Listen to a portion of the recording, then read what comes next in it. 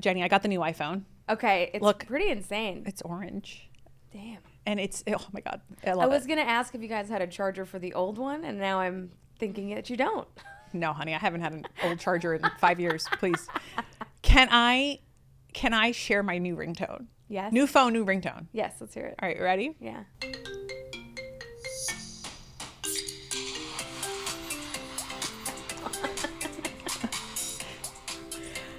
Are you trying to sell me Pepsi? This feels like a... Wait, are you not in the Korean K-pop? No! What? No! You wanted such a reaction. I'm like, I heard a can of soda open up in that. Because the song is called Soda Pop. Oh, okay, well, that makes sense. It's from Demon Hunters. Oh, yeah, no, I'm not watching Demon Hunters. You know what? You need to. It's really good.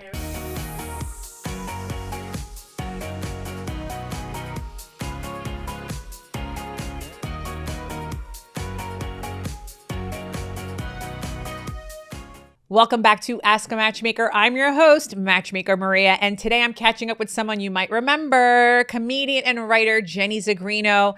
But before we get into it, I want to welcome you to the podcast. I want to remind you that this podcast is for everyone, whether you're single, in a relationship, or somewhere in between. You'll always find no-nonsense insights here into dating, relationships, compatibility, and love in modern times.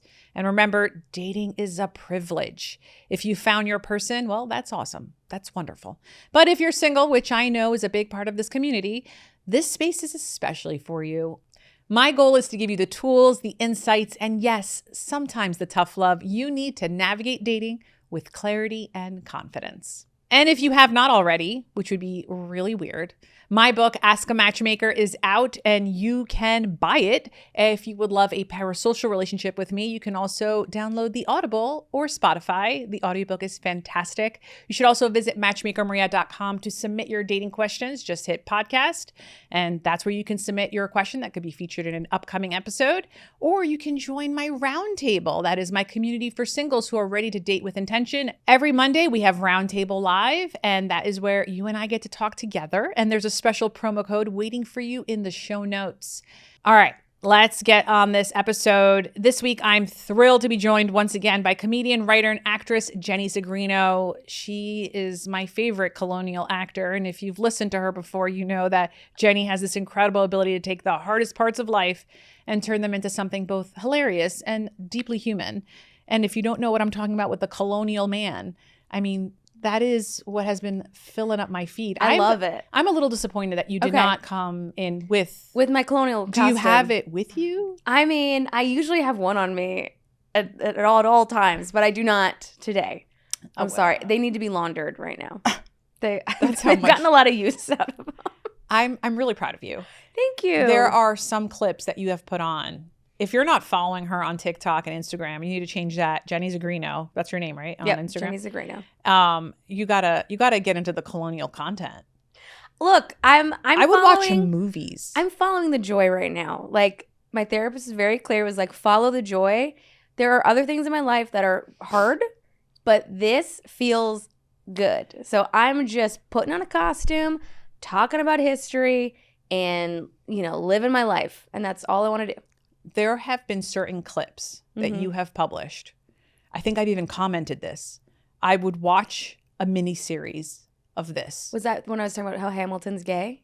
Yeah, I think so. Yeah, Hamilton was gay, everybody, just so you know. He was bisexual, most likely. But yeah, you can read his love letters to John Lawrence in the National Archive.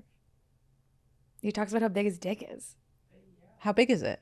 Well, he tells. Did they use centimeters back then? Well, he tells John Lawrence to tell women of the length of his nose, which is a euphemism for tell them how big my dick is.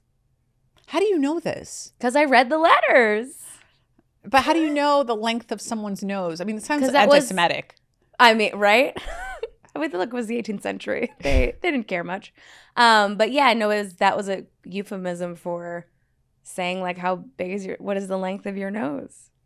Did we have the ruler back then? I'm sure we did. I'm sure they were taking that thing out. Were we like imperial or centimeters? Oh, shit. We probably were centimeters. It's one thing to be like, I got a 27. Yeah, that's true. Versus a 7. Yeah, I think they were probably using centimeters. Yeah. I'm going to guess. I think Hamilton probably had a hog on him. I'm going to say. I am really surprised that because of that, it could just sound bigger because no one really knows how big 27 centimeters is.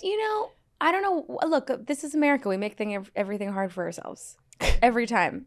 It's like Celsius is easy. 0 and up. That's it. But no, we're out here being like, it's 75, which is a little better than 73, but 78's too much. Come on. It's confusing. My in-laws are visiting and I've had to change my weather app into Celsius. So they understand? So they understand. Because one day I was like, oh, it's going to be great today. It's going to be 80 degrees. And they're like, yeah. What? What do you mean it's 80 degrees? And I'm like, oh, it's 27. Yeah. 26. Yeah, I think it's 26 or 27. Yeah. Yeah, which is perfect. Which is perfect. Oh, okay. Yeah. Like, yeah, you're not going to disintegrate. You're not going to have a heat stroke, I promise. All right. So what's new with you? Last time you came on, you co-hosted for a month. You set the standard for co-hosts. Let me tell you that. So fun. We learned in those episodes. I mean, I learned in real time. Yeah. When we had the grief counselor on that you were in a place of grief. Oh, yeah. Big time. I'm still in grief in a way. But I was reeling off of like maybe 3 or 4 months out of a breakup, and then my sister passing, and then I had run away to New York City to get over my grief. Turns out that doesn't work. Turns out you're still yourself.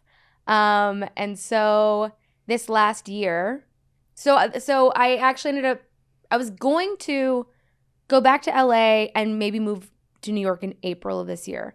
But I ended up getting an awesome apartment, like kind of randomly, like you got to follow the universe's gifts. It was like, hey, do you want this 1-bedroom in Queens? And I was like, sure. So I did it, moved in January. And where in Queens? Sunnyside. Hey. I love it. Whoever wants to come nice. say hi. Sunnyside's nice. It's gorgeous. Yeah. I'm like, this was all perfect and beautiful. So this last year has been a journey of grief and recovery and just like learning a lot about myself, trying to start over and start new.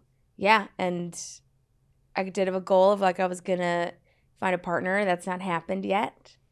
And now I'm in the process of freezing my eggs. Wow, you're just covering all the topics. I'm covering right now. all of it. I'm just doing it. But yeah, like life is really different. I lost like 60 pounds. You do look different. Yes. Yeah.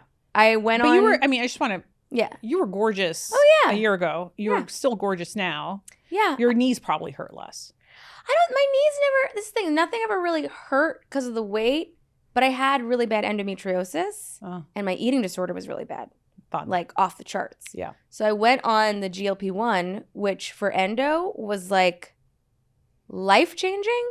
Oh. It did something that like no other medication does. Did your endocrinologist prescribe it or a bariatric doctor? No, my primary care. Your primary care? Yeah, okay. so because a lot of women who have PCOS use it. Mm-hmm. And for some reason, it like helps them so much with their hormones. A lot of them are able to conceive when they can't. What? They lose a lot of weight because with your PCOS, weight loss is like impossible. Mm-hmm. And so I went on it and like I would say that I maybe had 1 good week a month of like being like a normal person. Otherwise, it was just like pain, incredible mood swings. I had this thing called PPMD or PMDD, premenstrual PMDD disorder, where I would get suicidal before my periods. Oh my God. So I was like on antidepressants. What does that mean? Like, what do you mean suicidal before your periods? Oh, I would. It's so weird. I would be like, I'd wake up and be like, oh wow, I'm the most worthless person that ever existed. I should kill myself. And that would just go on and on and on for like 2 days. And then the fog would lift and I'd be like, oh, my period's coming. Can I ask you a personal question? Yeah, go ahead. Is any of this genetic? Yeah. Do you think your sister had this? No. She would have I think she would have had more signs. Like her period was always kind of normal, but my grandmother had it. My grandmother had periods that were like debilitating and awful. And like my mother would tell me that like she would be out for a week. And so I would have days where like I couldn't function because I couldn't think. I'd be in so much pain. Like endometriosis is like really awful. Yeah. But I started taking it and it just worked. And then also too, I started losing weight and I was like, that was its own little mind fuck in a way of like having your identity in that. Well, your identity is in being, positive and plus size and confident and like I can do anything, like, and then you're losing the weight and you see people are treating you differently, because I was convinced, I was like, it doesn't matter. I'm such a great person. It does matter. People are awful. Then, you're getting attention differently.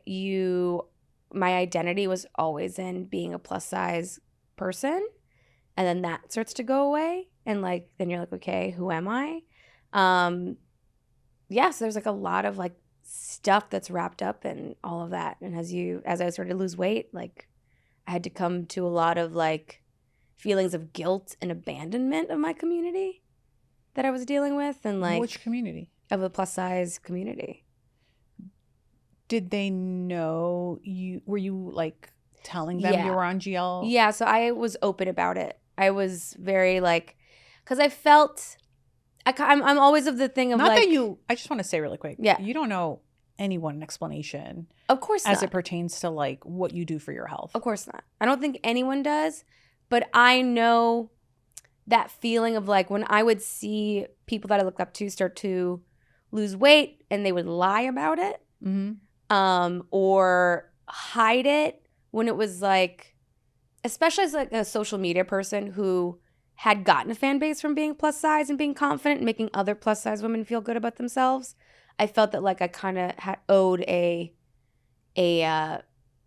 message of some kind to be like, I'm not abandoning the cause. I understand my body's changing. Everyone's body changes, stuff like that. But yeah, it's like, it has made me realize just how much more complicated all of it is. And, as far as dating, it's also made it more complicated. I thought it'd be easier. In what way? I thought that like. I'm not saying I don't believe you. I'm just asking for clarification. Yeah. So like it is, maybe the quantity's gone up, but the quality hasn't. You thought that the quality would become better? I thought so. Yeah. In what way? Then, like, tell me how are you measuring quality here? I think like I'm getting more attention for sure, but it felt like when you were in a bigger body, the attention was more deliberate, more people seeking you out, or it's people who like were more into like my personality or things like that. And then like, for example, I've had, what's the word? Attention from people who I had dated before, but nothing had happened. And then I get smaller and suddenly they're like, oh, hey, what's up? How are you? Right. Wow. And I did have sex with one of them because why not? Sure. It felt good. Did it feel good? Yeah, sex was great. Did he say anything about your body? He had always been complimentary, but then I noticed when I lost weight, it was like, oh, now he's like really into it in a very different way. How are you navigating? Are you still on your weight reduction journey? I don't care anymore, which has been really nice. So like I didn't really change anything because I'd always been physically active. I'd always like tried to eat things that felt good with intuitive eating. Whatever reason, it changes. I don't know like what the medication does. I don't think it's just like you're just not eating as much. Right. I think it actually is, there's something hormonal that was going on with my body that it is helping. But I don't think that I ever was like, okay, I have a goal weight and that's where we're getting to. It just was like, all right, I'm just moving through life slower and like I'm happy I'm not in pain. And it's, at this point it's like maybe like a pound a month. Okay. But I don't like. But you haven't, I guess what I'm asking is like you haven't plateaued. I mean, I probably have. The first month, like it's pretty significant. Yeah. And then, I think the nice thing is just like not caring anymore. Yeah. Because even when you're in a big body and you're so confident, it's still all you think about. Yeah. And so now it's really not. I have heard that one of the benefits of this sort of medication is that it's almost like someone presses the mute in your brain on food thoughts. Yeah. Like I had binge eating disorder and bulimia for 20 years. Right. Wow. And so like I haven't binged or purged it since I've started. So it's like so for all the negativity that people want to give on it, I understand, but also like. But again, I go back to what I said before. Like you're not a wellness coach. You are not a health instructor. You still, I hear what you're saying. Yeah. But you still don't owe anyone an explanation about why you're losing weight. That's just, I guess, one of my own beliefs here, because you can, the body positivity movement and being plus size, I can appreciate that. You know what I mean? But you still, health is such a personal decision. Yeah.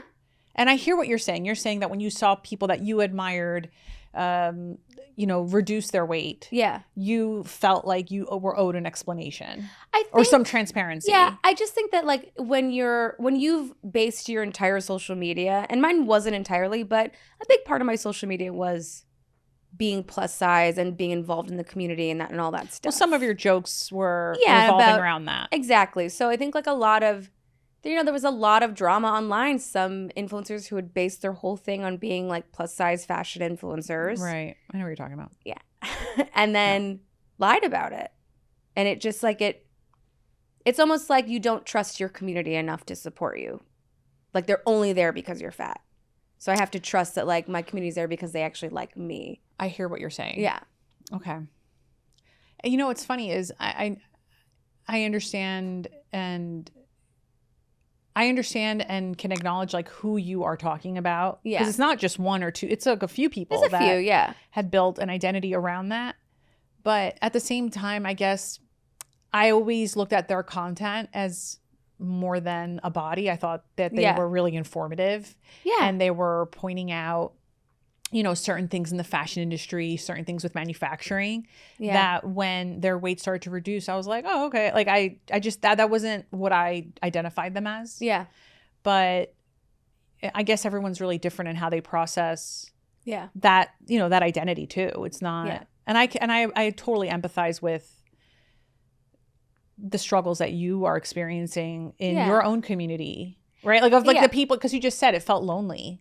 Yeah. Right. I think too kind of just to bring it back to like about dating is it did make me question like, what are people actually pursuing me for?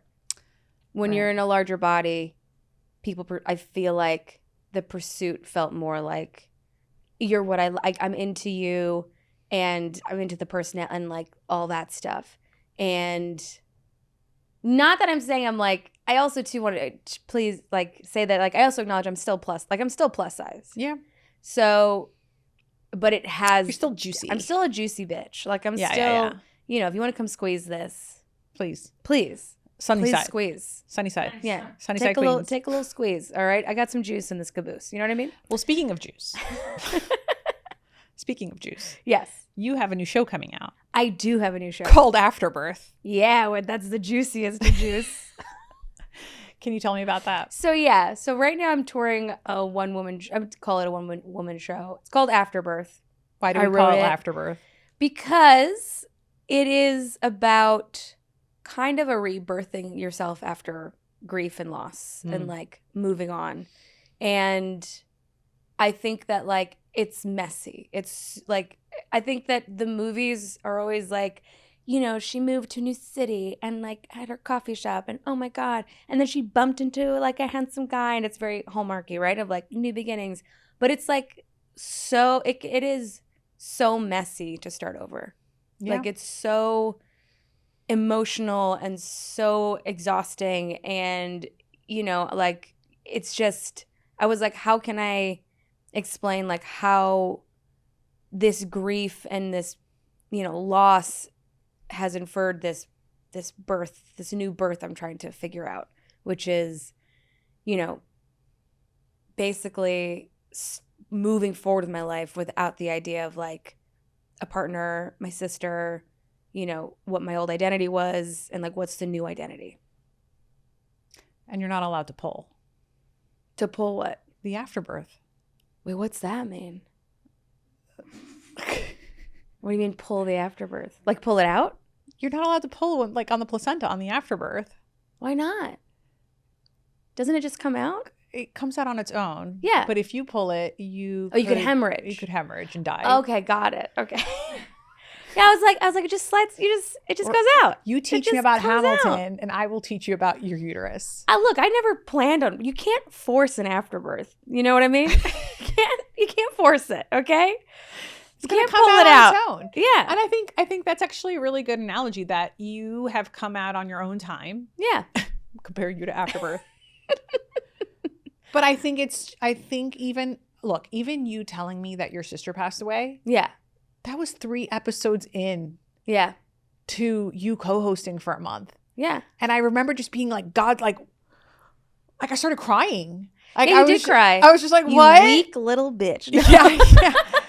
But I just remember being like, bitch, what? Like, yeah. And I felt, I'll tell you why I started crying. Because I have a sister. Yeah.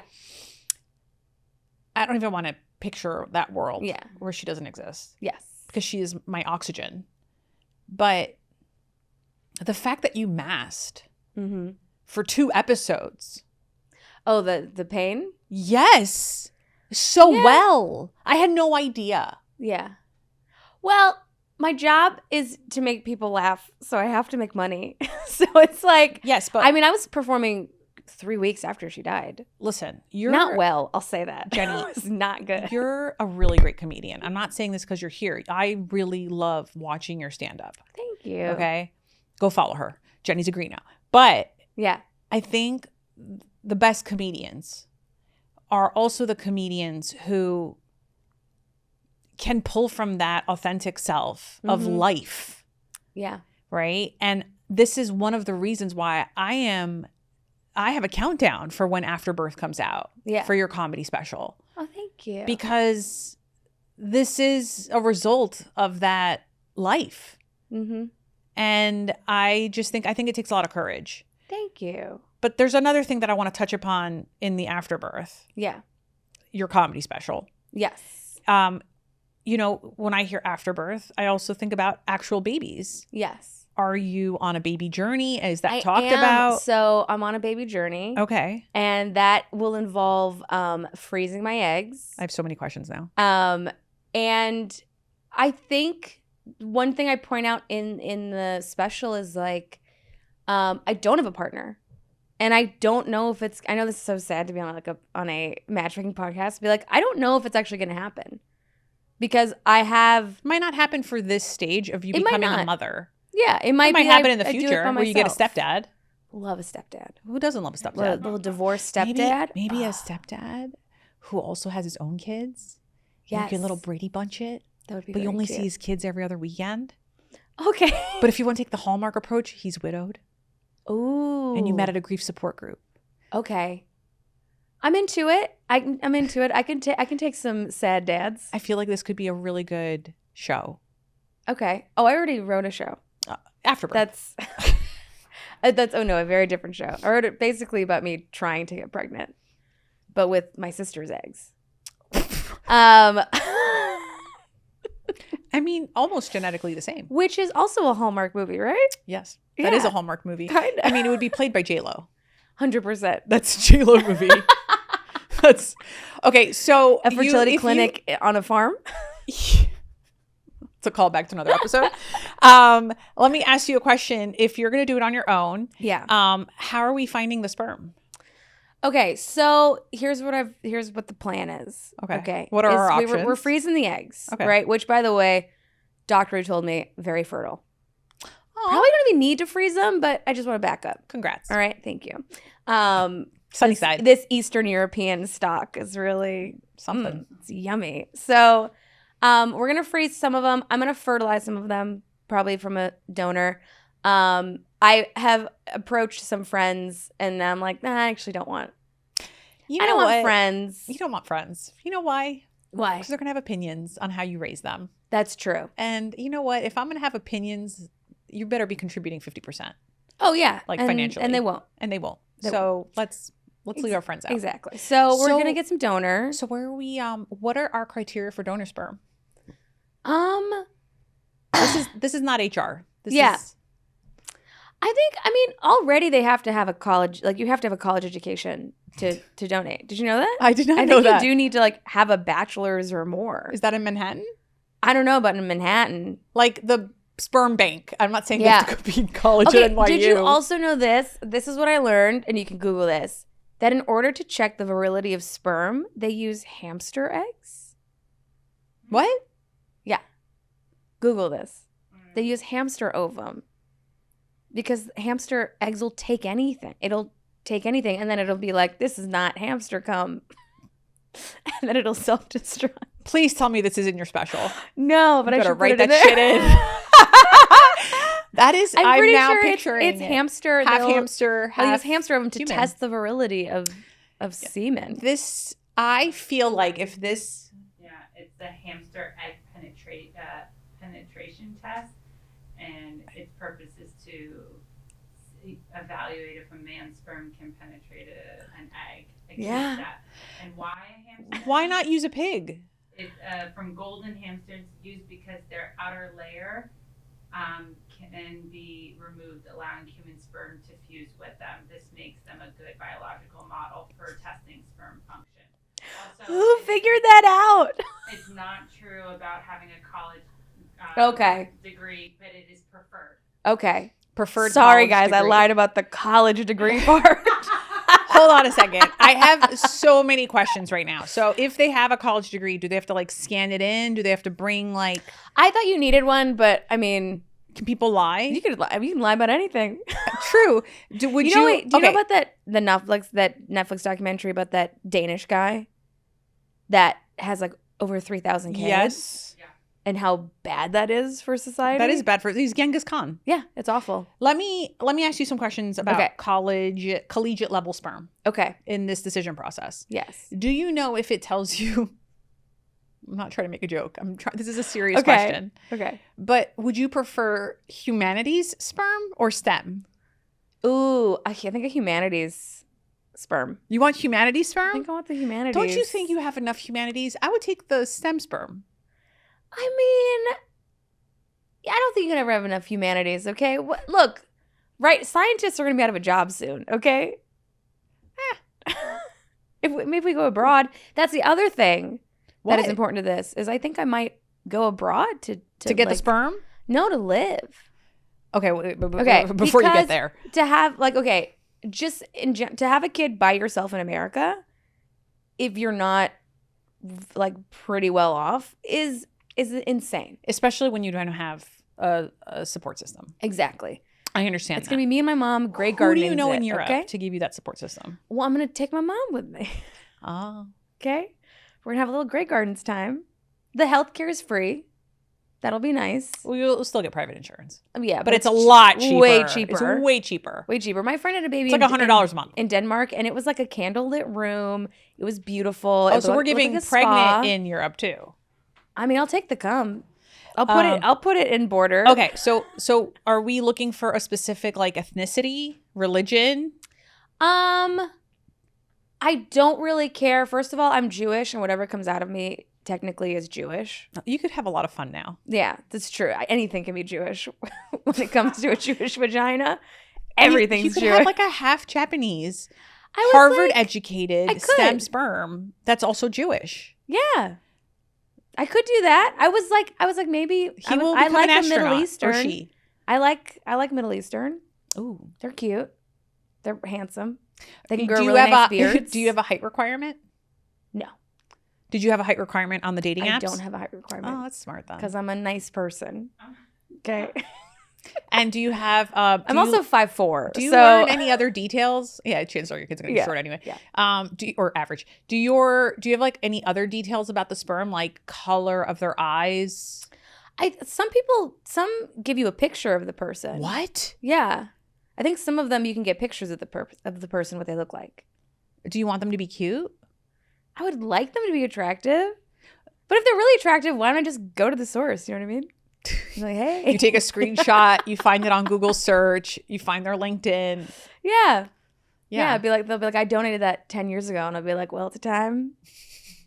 Turkey based it. To pay the piper. Give it to me now. So have you told your friends that you plan on doing it on your own? I have, and I've told friends who are moms, have been supportive, but also have been very clear about how difficult it is. Wait, when you talk to moms, okay, what kind of moms are you talking to? Like moms who by choice? Moms who have partners. No, don't talk to them. Okay. Don't talk to them. It's a lot of moms with partners who are like, it's difficult. You need someone. And I'm like, cool, I don't have anyone. So you need to join the Facebook groups if you haven't yet that are moms by choice. Okay. That's what that would be the first place I would send you. I would do that. I have helped 4 of my personal friends do this. Okay. And that's the first step I told them is like, you got to go on Facebook and find the moms by choice groups. They also have WhatsApp chats, whatever. And they have like weekly meetups. They have even in New York City and in New Jersey, there's meetups for these moms. Yeah. And they meet up and you can, or even soon to be moms, and you can ask questions. You can tell them like, what do I need to prepare emotionally and financially? Mm-hmm. What have your friends said to you about Europe? Have you told anyone, or is this the first time they're hearing it? No. My friends know that in general, the way things are going in the country, being someone who's super outspoken about the administration and a woman and all that stuff. Sure. I'm also hedging my bets of like and I love history. I'm a big history nerd. Yeah. I know how this ends. Right? Sure. Unless some things change. I don't know. So I'm just hoping we get to vote. I know. Well, we'll see.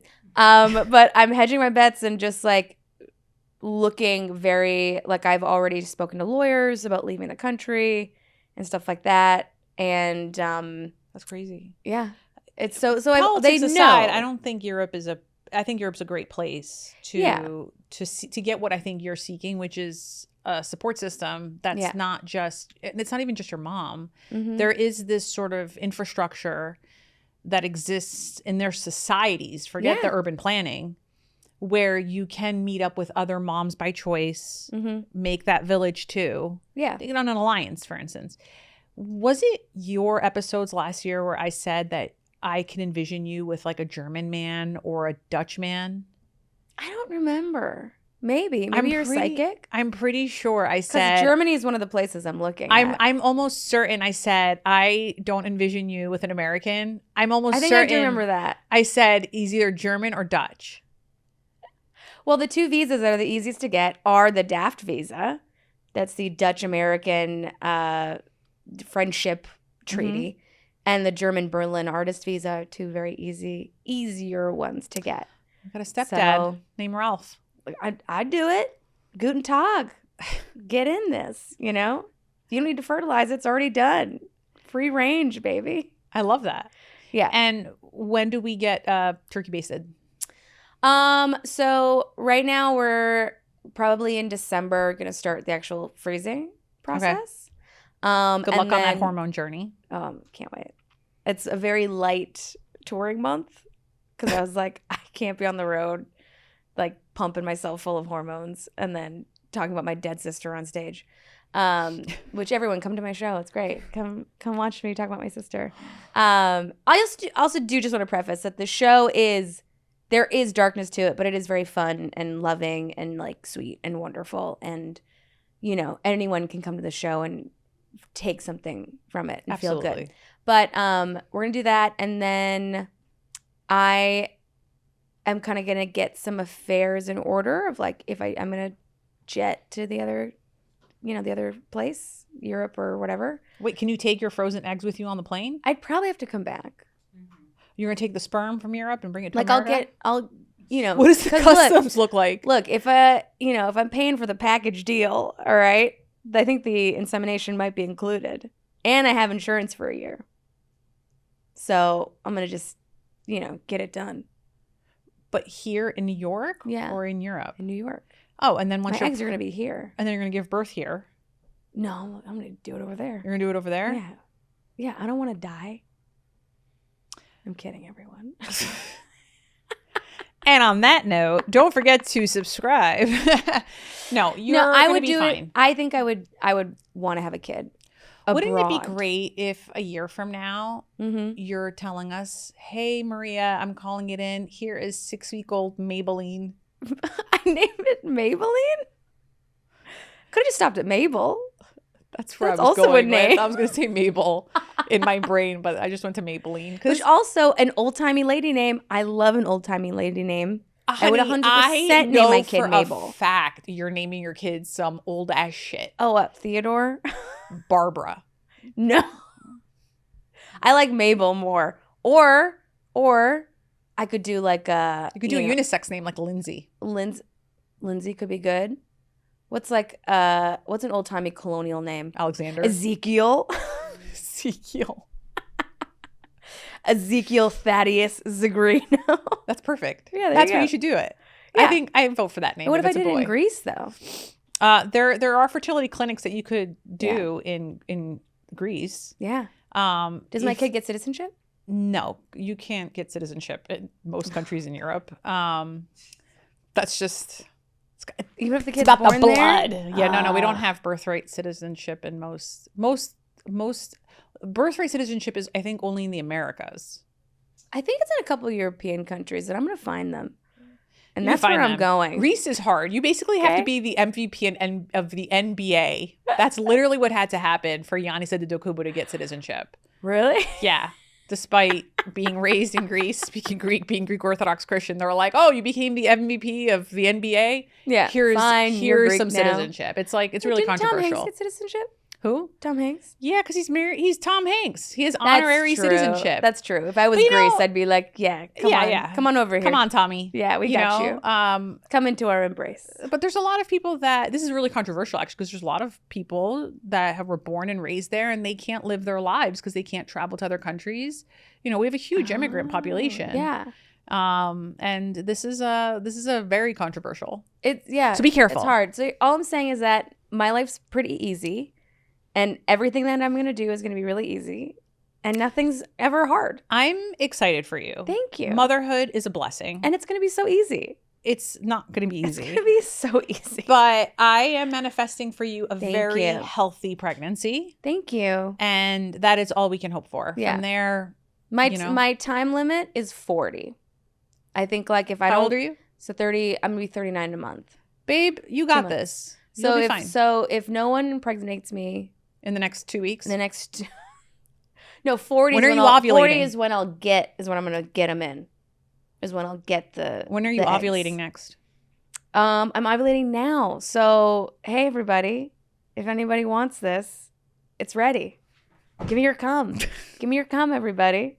Come to my show, Afterbirth, and then give me your cum when we're done. Make sure to follow Jenny Zigrino and check out her show, Afterbirth, and definitely check out her touring schedule. Check out my cum. She will not be touring in December. I am so excited for you. I can't wait for the updates. I want Thank updates. you. I definitely want updates. You could text them to me. Look, We're I'll all on send this you journey. photos when they're taking those eggs out. 17 follicles. Just normal. Send me photos of your afterbirth. That's a lot of follicles. Don't do that, actually. Be sure to I'm gonna freeze dry it and I'll send you the the pills. capsules.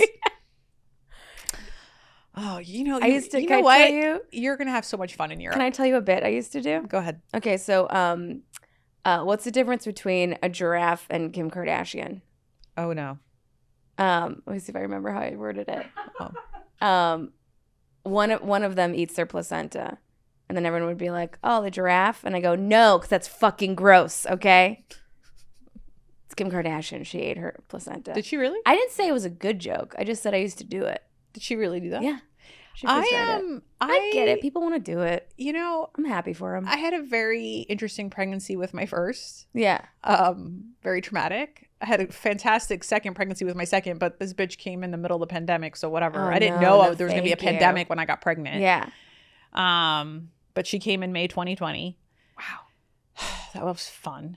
But you know, at no point did I ever think about The afterbirth. the afterbirth. Yeah, the placenta. I do think a lot about how the fact that I was open on my second C-section, and that is when my gynecologist said, "Hey, do you want me to tie your tubes now?" And I'm like, "Hey, why didn't you ask me this like 2 weeks ago so I could talk about this with my husband and come up with like a you can't ask someone that when they're 7 layers deep into my intestines." And did you do it? No, I didn't do it, but I got my husband got a vasectomy. Okay, good. So now the sex is fun. Okay. All right. So anyway, Jenny, incredible. I'm so happy you're here. I can't wait to hear more updates. Thank you so much for sharing this story. Be sure to check out Jenny Zigrino. Be sure to go and check out this episode on YouTube, and let's talk in the comments. Tell Jenny where she should go to meet other moms by choice so she can get the support that she needs. Tell me. And tell us your favorite afterbirth stories. We want to hear them. Yeah. What'd you do with the placenta? Where is it? How do I get it? Don't forget to follow Jenny. Don't forget to follow me if you don't already. And of course, my book is out. Go buy it. Ask a Matchmaker. Matchmaker Maria's no-nonsense guide to finding love. Be lovable, but more importantly, be likable. I have 2 copies. You're about to get a third because this one's signed. Oh, great. See you next week.